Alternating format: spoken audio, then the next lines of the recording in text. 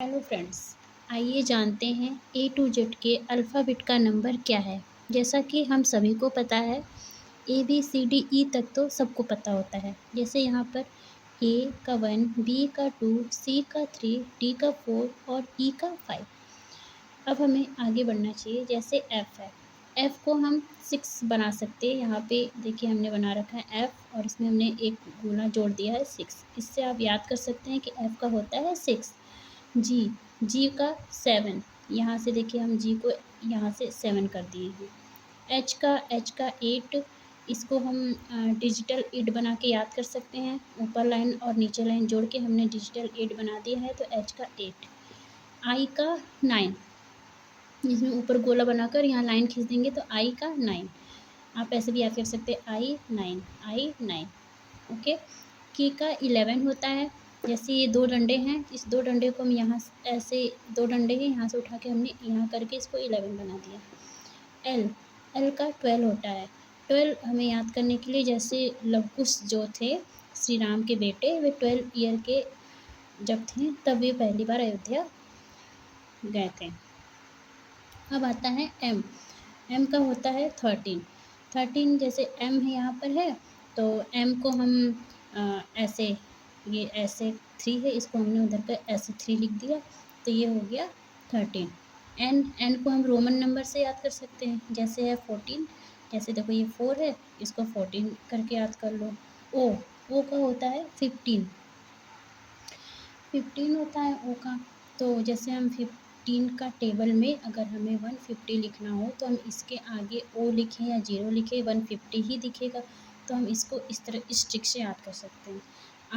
Are में देखिए are का 18 होता है, आर में ही देखिए 8 बन रहा है।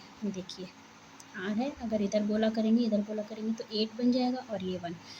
टी का जैसा कि नाम से ही स्पष्ट होता है, टी का 20, टी फॉर 20। जब हमें टी फॉर 20 याद हो सकता है, तो टी के जस्ट बाद यू आता है और 20 के जस्ट बाद 21 आता है। तो आप इसको इससे याद कर सकते हैं, अगर कहीं यू आया तो टी के बाद यू और 20 का 21। फिर आता है वी का भी हम इसी तरह याद कर सकते हैं, जैसे टी यू वी 20, 21, 22। और फिर आता है डब्लू को देखिए, जैसे ये 3 है, अगर हम ये वाले 3 इधर लिखेंगे तो इसके आगे 2 लिखेंगे, तो डब्लू का हो गया 23।